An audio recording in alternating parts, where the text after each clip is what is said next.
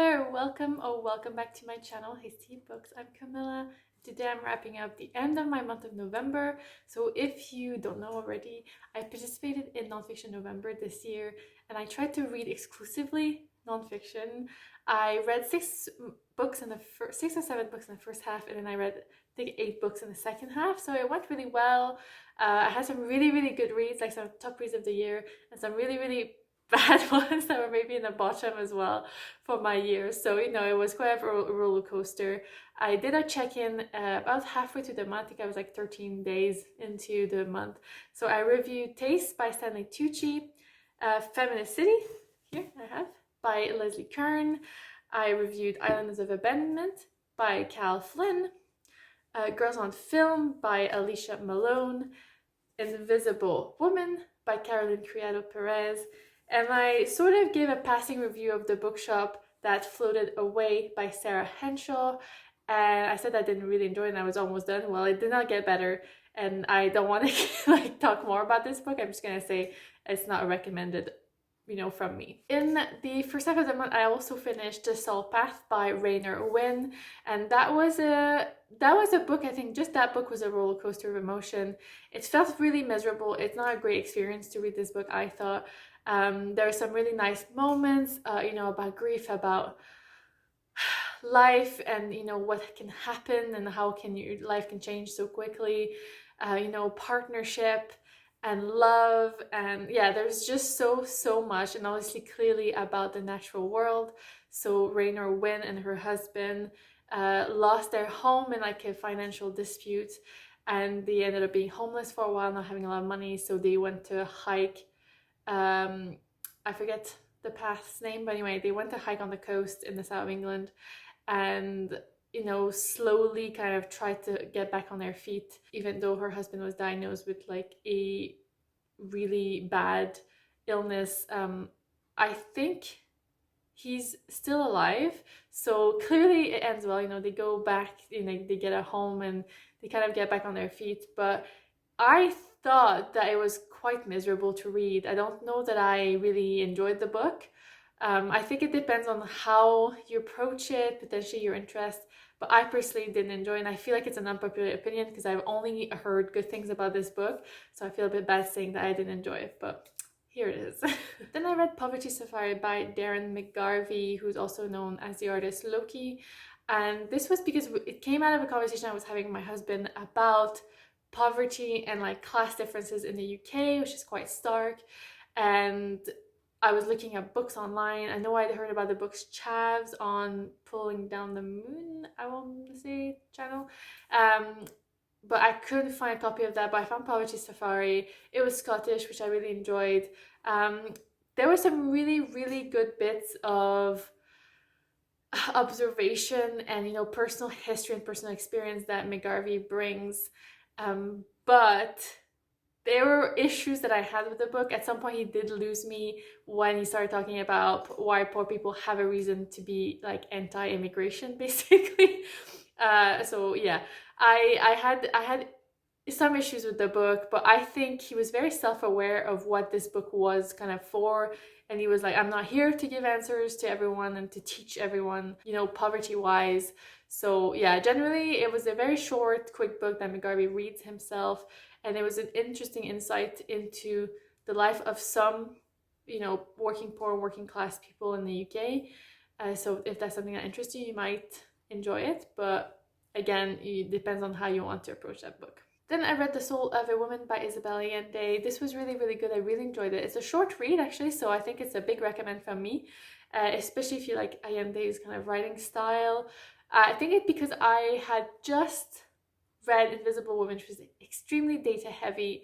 It felt very feeling-y, this book. It was very based on personal experience and the relationship, that Allende has as a woman herself, but with the women around her. And I thought, yeah, sometimes it did not feel completely grounded in, for the world. It was very kind of anecdotal. However, I really liked it. I thought it was beautiful, and she does bring some, facts along the way about movements, in South America by feminists, about, some certain crimes or certain laws that have been enacted around the world, against women's rights, basically. I really enjoyed the experience of this book, though, and it's a really short read, so it's a big recommend from me. Then I read Super Infinite, The Transformations of John Donne by Katherine Rundell. You might have heard me talk about this book recently because it won the Bailey Gifford Prize for Nonfiction in 2022. And I found a copy of the audiobook and I decided to just give it a try. I gave it a try because I heard some good things. And obviously it won the prize and I was like, oh, let's try it, whatever. It's a short audiobook, it's fine.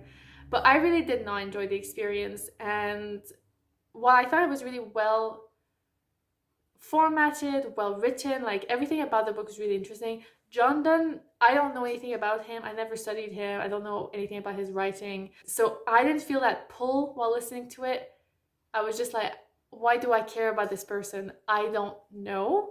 So I think that I would only recommend this book if you know John Donne, if you've enjoyed his writing, because you might feel more pulled into this story and to this book. So these are my general thoughts on this book because I just don't think that I connected with it. Next, I read The Hidden Case of Ewan Forbes by Zoe Playdon. It has the subtitle of The Unwritten History of the Trans Experience.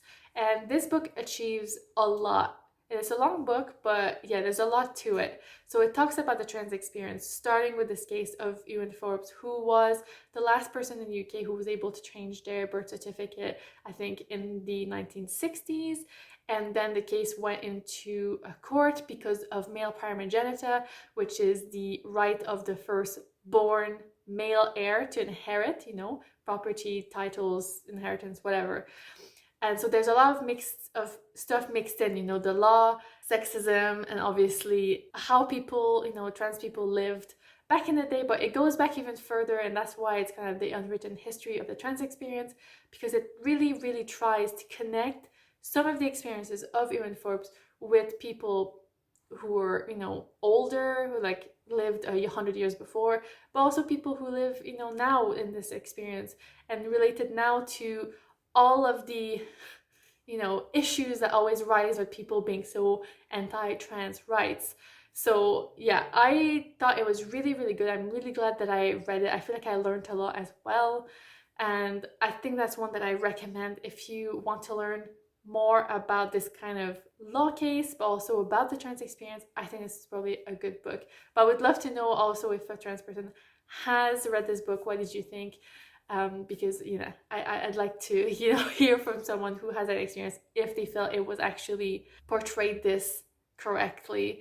But what I also liked, I listened to the audiobook and there was a trans actor who did the reading, and I thought that was really, really good. Then I read Gathering Moss by Robin Wall Kimmerer. I think that this is another one, a bit like with the Katherine Rundell's Super Infinite. It's a book that I didn't really fully connect with. I think it's a book that I also, like Super Infinite, felt like, oh, I should read it, so I will give it a try. So I don't know much about Moss. Do I care that much about Moss? No. Therefore, this book wasn't really for me, and I didn't really love it. There were bits that I felt really pulled into the story, and there were bits that were very abstract about the experience that Robin Wall Kimmerer was talking about, walking through a field and looking at moss. Yeah, so there's something that I didn't fully connect with. But I definitely want to read other things by Kimmerer because I really enjoyed her style and I liked her relationship to nature was really beautiful, and I kind of want more of that. But there was a moss aspect. I should have started with braiding sweetgrass, but it was much longer and I was like, I don't have time for that. So I started with Gathering Moss, but I will give that a chance probably in the new year. And finally, the last nonfiction book that I read in November 2022 was Get Her Off the Pitch, How Sport Took Over My Life by Lynne Truss. This is another book that I didn't love. It wasn't what I expected. So it says Get Her Off the Pitch, How Sport Took Over My Life. Yeah, that's kind of what it is about. In the intro, though, in the blurb, it talks about, a bit about feminism and being a woman in a male sport, but that's not really touched on that much in this book. So it was less feminist than I probably was looking for. Also, there were chapters. There's a chapter about cricket, and I know nothing about cricket, so that chapter was pure gibberish to me. There was a chapter of football, chapter about cricket, chapter about golf. Golf is the one I enjoyed the most, and I feel the one that's most about misogyny, which I thought was interesting. And there's one that's about darts and horse racing. There's like a bit of everything, which was really interesting to see the range. But also, I really don't care that much about sport, I realized. So I struggled to connect with some of the stuff she was talking about. And it felt a bit disjointed at times as well. So yeah, I don't think I enjoyed it that much. I would probably give this book away now and I'll haul it, because it just, yeah, it didn't really do it that much for me. I did read 15 books total of them, and if you've added all of these up, you realize that it did not add up to 15. That's because I also read 2 fiction.